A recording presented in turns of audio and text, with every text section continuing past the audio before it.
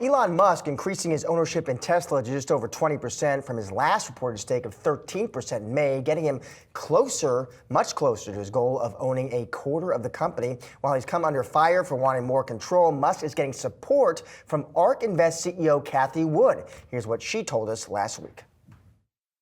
Elon Musk is the inventor of our age, and he is also our Renaissance man. So I'm always surprised at the pushback he receives. And I do think that 25, he's not asking for any more economic interest, it's voting interest. And for many of our companies, we are supportive of super voting rights because we know the visionary leaders, we go through periods of volatility and they just need to be able to execute upon their vision, not be thrown off by boards of directors who are listening to short-term oriented shareholders and swayed by them.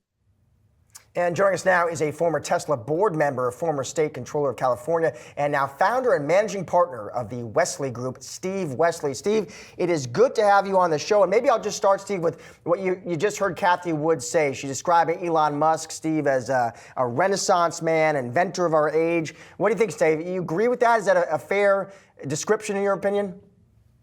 Well, look, there's no doubt he's built one of the transformational companies of the age, and he's done it twice with SpaceX. But there still needs to be appropriate board governance. What's interesting to me is Tesla's just had this extraordinary year. I call it the tale of two cities, where they produced $97 billion in revenue in 2023. They sold 1.8 million cars. That's more EVs than anybody, including BYD last year. They dominate the U.S. market, 55% market share, more than everybody else combined, but growth slowing.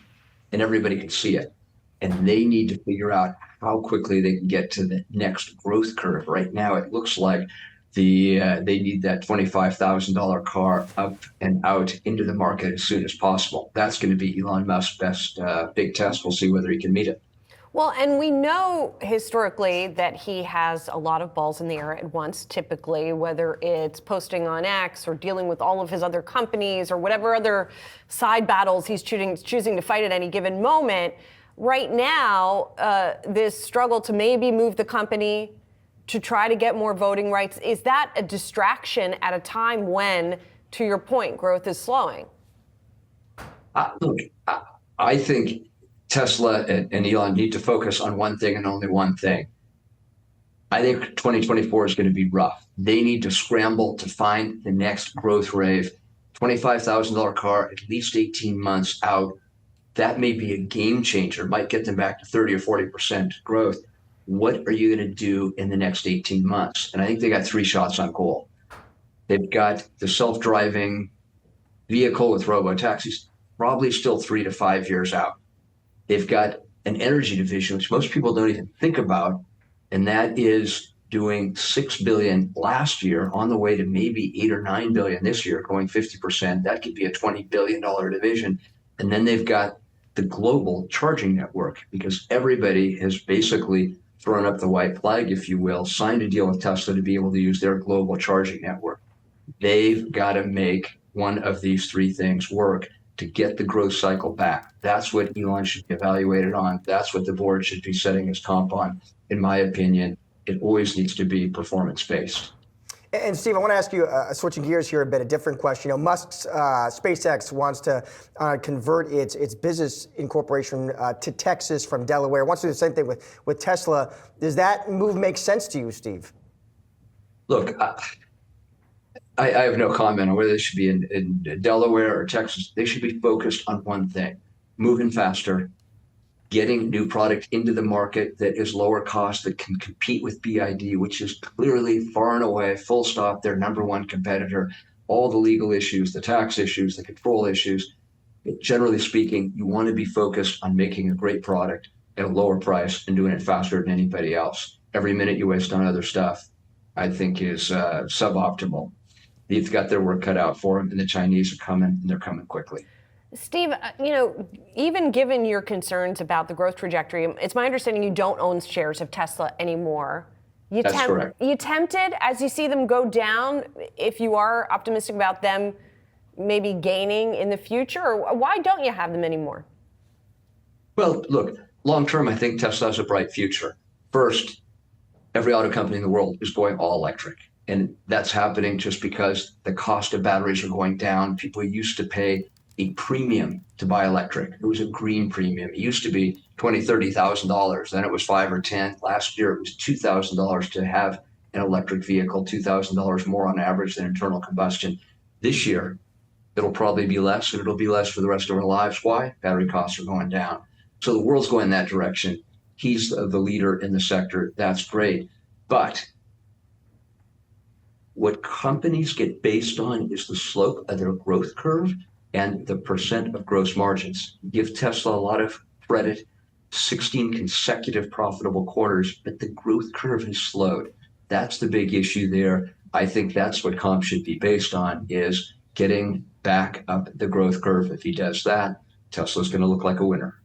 And Steve, in terms of challenges for the EV market, you've talked about pricing. What about just the infrastructure network as well, Steve, that, you'll hear in this country, folks will say it's just not dense enough at this point? No, that is an issue of the past. There's over 100,000 charging stations in the US.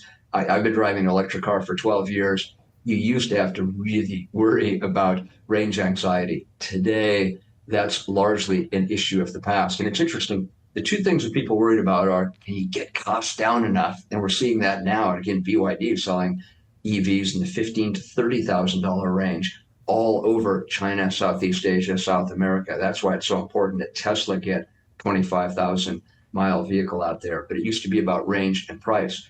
Now the issues that are popping up, interestingly, are in a whole different area, two whole different areas. One is, are different countries like China or the US going to be continuing to slap tariffs on? And you need to be careful about that. And the second issue is privacy, because these new Chinese cars are well made and they're less expensive.